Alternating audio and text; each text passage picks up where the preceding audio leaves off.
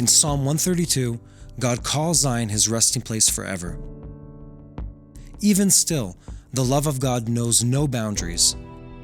It transcends all barriers and extends to all people.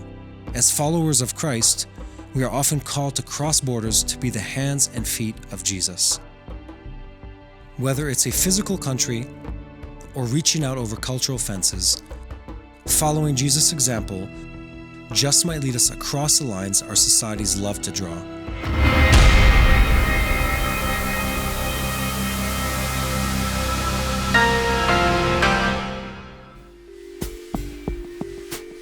Borders is really a major question because I believe that we're one of the countries on earth that, officially speaking or formally speaking, have almost no borders. Until 1917, there were no borders in the Middle East. You could move from Damascus to Jerusalem, to Cairo, to Riyadh, and to Mecca and Medina with no need to present your passport anywhere. We were promised this land, Genesis 12. This is a divine promise. When the British conquered the Middle East back in World War I, they established a mandatory regime over what they called Palestine, a term not used since Roman times. It was a huge piece of land. They decided to take away or to tear off 74%. So the Jews that had in their hands some form of a promise to have a national home within Palestine had to be satisfied with 26% of Palestine, meaning to the west.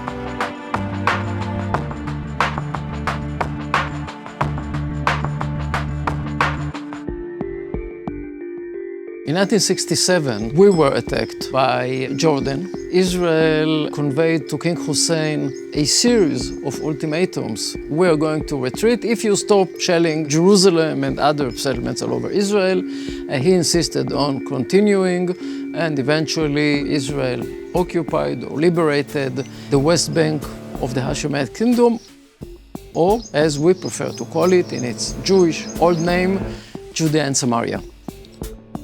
Some of our leaders signed a failing agreement with the Palestinians known as the Oslo Accords, under which Judea and Samaria were divided. This is the division. This is Israel, a story told through maps.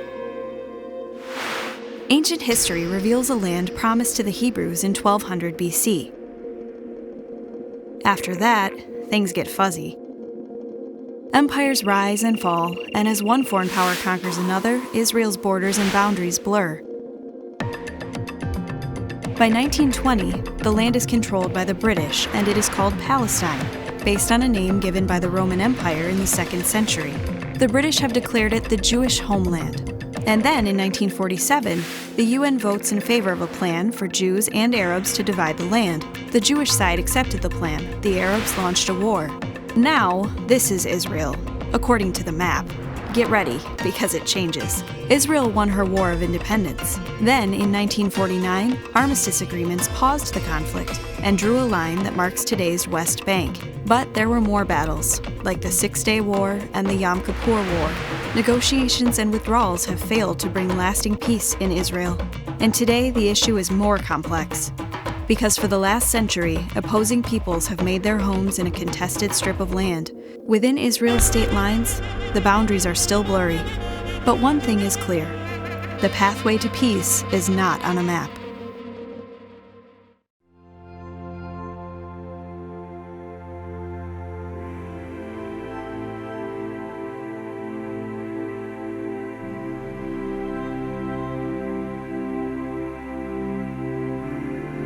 We have opened our gates to all people who are seeking knowledge. We have about 12 to 13,000 full-fledged university students. We have everyone: Palestinian, Israeli student population, ultra-Orthodox Jews, we have secular Jews, we have Druze students, Bedouin students, you name it, we have it. When we teach the Israeli side, we teach the Arab side, And we tell our students, look, we don't care which side you'll take. As long as academically you are sound, you're safe. But if it is out of ignorance, which unfortunately is the situation in many places, this is a problem. The issue here is not sentimental or emotional, the issue here is knowledge. In class, you are allowed to discuss everything. I'm teaching on the most contemporary and sensitive issues. My students know that I'm coming from a conservative environment. Some of them are not that conservative, which is okay with me, but they would not know how to handle me. We're going to be graded by the methodology, not by your opinions. And step by step, they're getting used to it. And indeed, many times I got some ideas which I could not live with. But as long as it was academically sound, well, I had to give them their A, no question. Our social mission within the academic world in Israel is to absorb into the university students who are less well-to-do, and we're trying to give them whatever we can so that eventually they would graduate from a university. In that, we are new. In Israel, we are appealing to a certain new population altogether.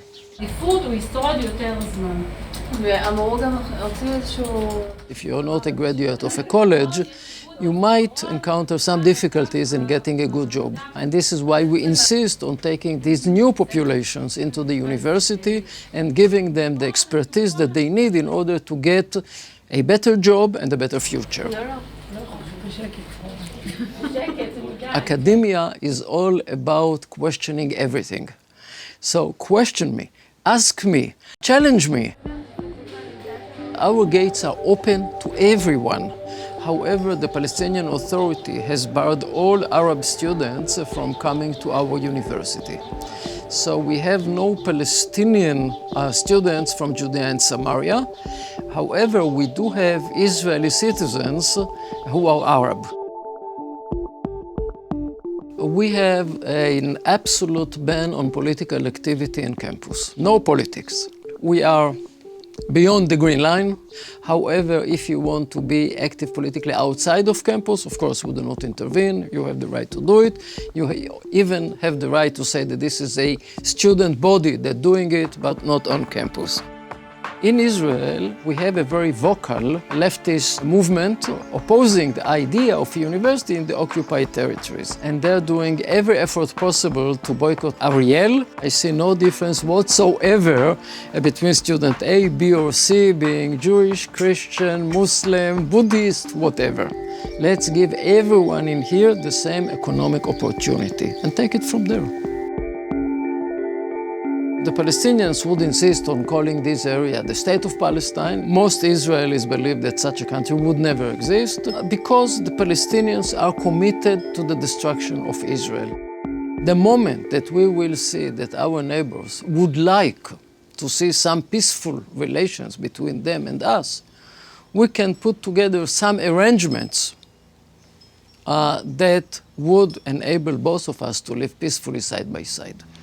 But so far, when you look at Hamas, at Abu Mazen, at others, Hezbollah, and they can go on, and you know the rest of the list, Al-Qaeda, ISIS, etc., they want one thing and one thing only, to transform Israel into a Muslim country.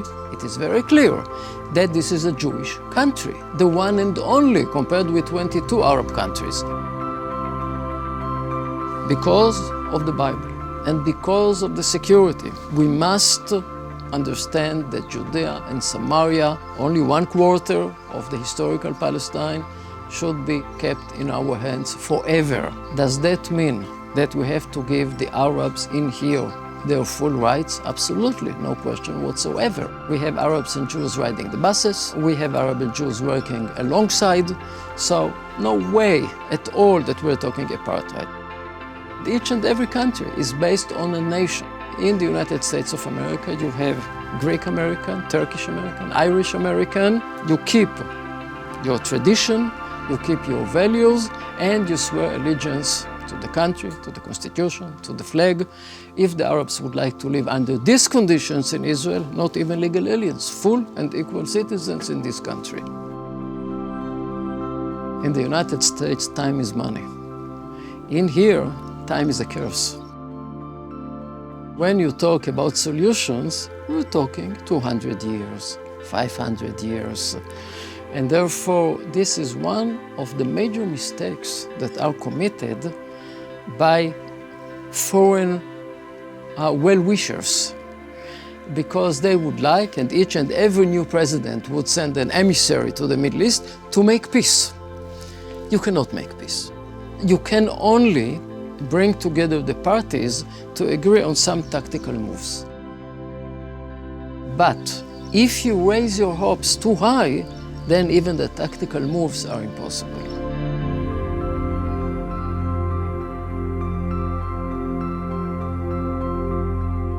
It should be about economics. If you have a school, if you have garbage collection, running water, electricity, TV, cell phones, etc., then you have something to lose. And if you have something to lose, you have much more interest in peace. We like to draw lines. Political, religious, ethnic, economic. It's human nature. And while borders and boundaries are necessary and important, they come with a side effect. They keep us apart. They become barriers, not just physically, but mentally. And sometimes mental barriers are even more challenging to overcome than the ones found on a map. Even still, there's a cross-section of Israeli society that is looking beyond the barriers to see the people on the other side.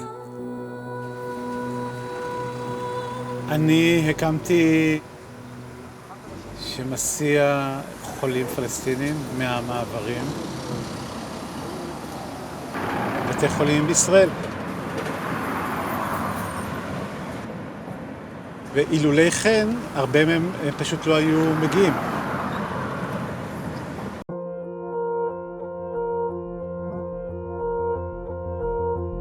זה התחיל עוד פעם מצורך, מבקשה.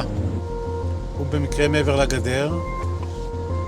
נעניתי לבקשה, מבחינתי זה היה בקשה של שכן.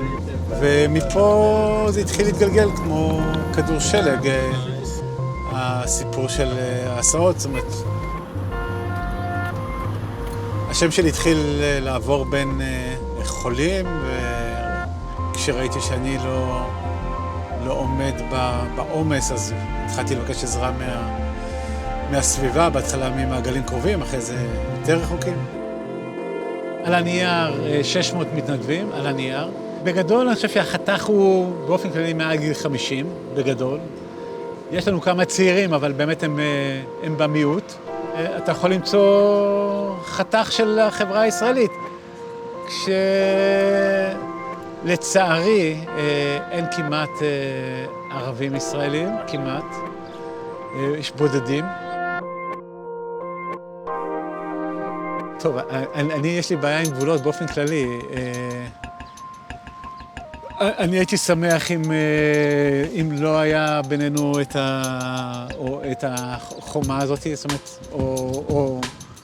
או בוא נגיד זה אחרת, הייתי שמח אם החומה הזאת הייתה נבנית בהסכמה, כי אני יודע שבבניית החומה הזאת הרבה פעמים נעשה עוול גדול לצד השני.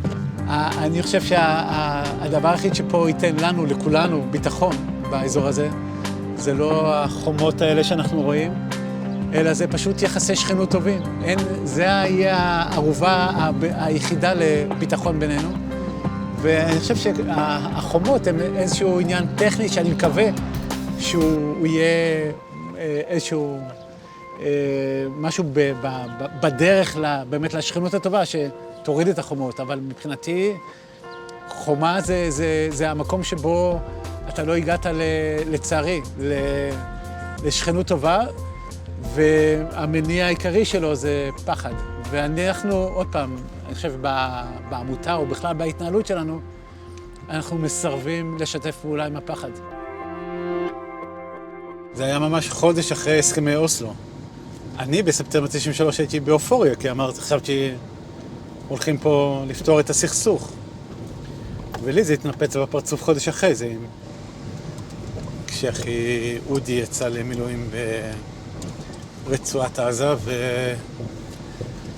באחת הפעמים שהיה אמור לצאת הביתה לחופשה, הוא עלה על טרמפ, שהיו בו 3 אנשי חמאס מחופשים לדתיים, והוא נחטף ונרצח.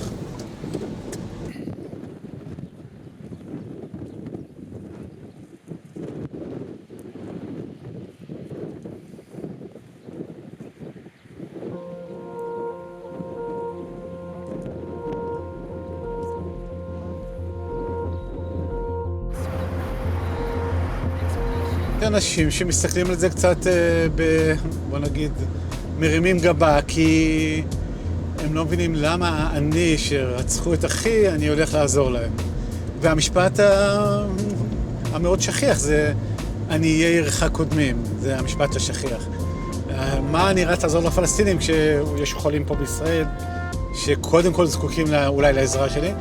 והתשובה שלי, אם אני מאוד שלם איתה גם, זה כשאני מסיע ילד פלסטיני, אני בזה גם עוזר אני עירי, אני משוכנע בזה לגמרי.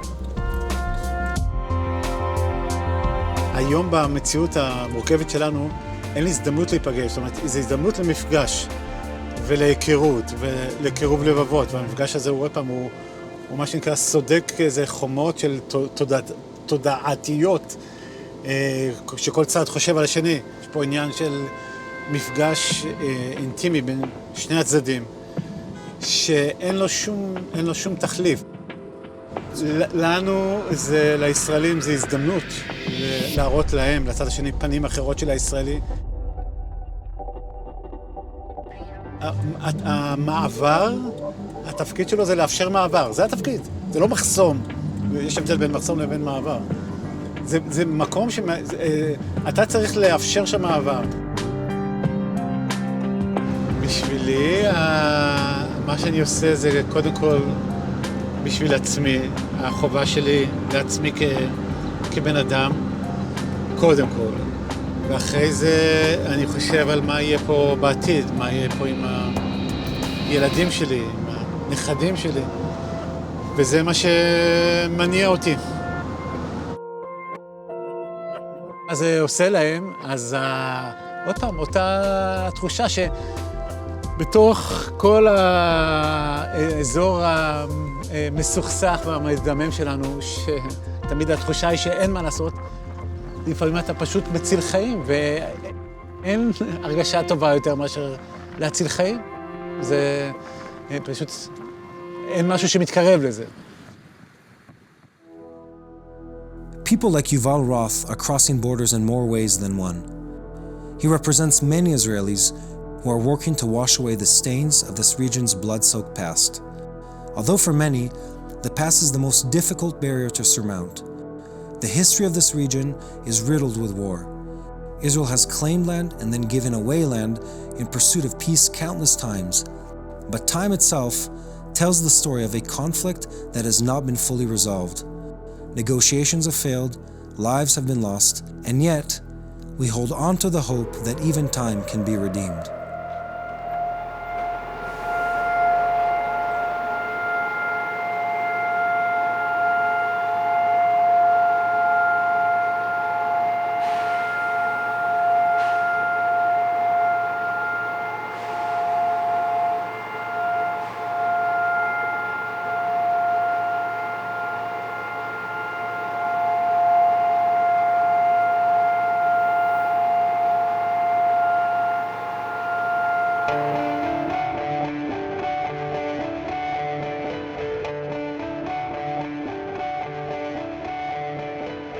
Many people argue because now we are in the Memorial Day, the next day is the Independence. It's a very unique connection.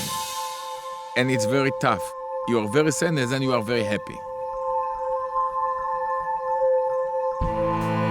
The question about borders, for me, we have to try to erase all the borders inside Israel. Between Jewish religious, non-religious, and also between Jewish and Arabs.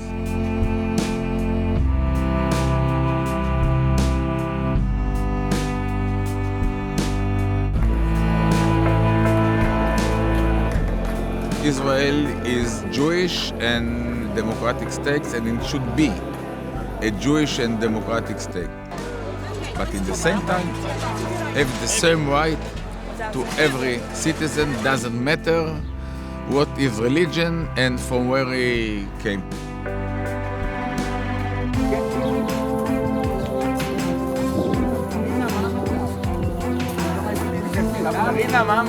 My mother came here from Auschwitz. She taught us two main principles: to ensure that the Jewish people will have a strong state, to ensure they never again, but never make a differentiation among people, not according to their color, not according to their religion, not according to their race, never.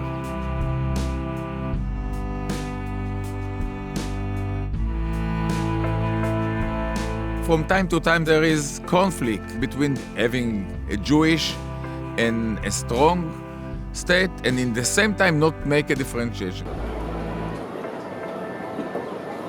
Maybe we have to make a comparison from time to time, but not to leave these two main principles. And this is what led me when I was combat officer for many years in the IDF, and the same in the Knesset or in my public life now.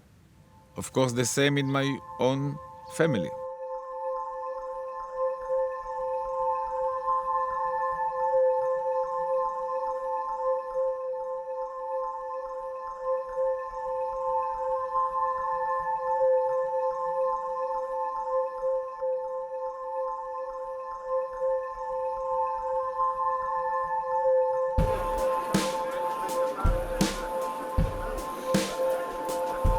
I can be considered as an Orthodox. I'm religious, but I live in the real society. The only one way for us to exist is to be in the same time Jewish and democracy. From time to time, the democracy has to pay the bill in order to live with the Judaism, and from time to time, the Judaism has to pay the bill in order to live with the democracy.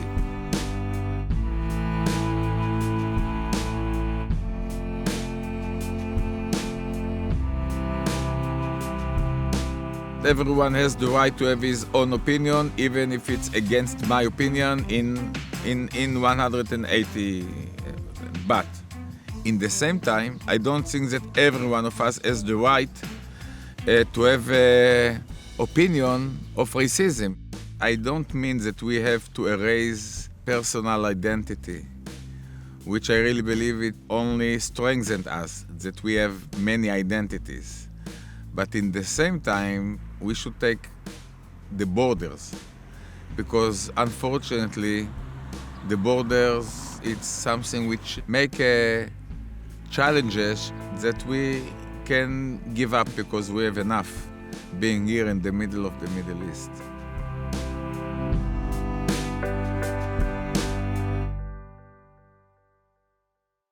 There is no other people all over the world who has been ordered to remember. The Jewish people from when we exodus from Egypt and all the way till now. In order to preserve the independence, we have to remember why we have the independence. While there's much controversy and confusion surrounding the borders and boundaries of this small stretch of land, one thing is clear: God's love for Israel is unending. In Psalm 132, God calls Zion his resting place forever. Even still, the love of God knows no boundaries. It transcends all barriers and extends to all people. As followers of Christ, we are often called to cross borders to be the hands and feet of Jesus. Whether it's a physical country or reaching out over cultural fences, following Jesus' example just might lead us across the lines our societies love to draw. May we all live to bring the good news beyond borders, boundaries, and barriers. I leave you with a psalm penned by King David, a blessing over the city and indeed a prayer for Israel. Pray for the peace of Jerusalem. May they prosper who love you. May peace be within your walls and prosperity within your palaces. For the sake of my brothers and friends, I will now say, may peace be within you. For the sake of the house of the Lord our God, I will seek your good. Hey, I'm Mati Shoshani, and thank you for watching the TBN Israel YouTube channel. We hope this video gave you greater understanding of Israel and her people. If you haven't already, subscribe to our channel and hit the notification bell so you never miss a video. We'd love to hear from you, so be sure to share what you've learned and ask your questions in comments below. And invite your friends to join the conversation.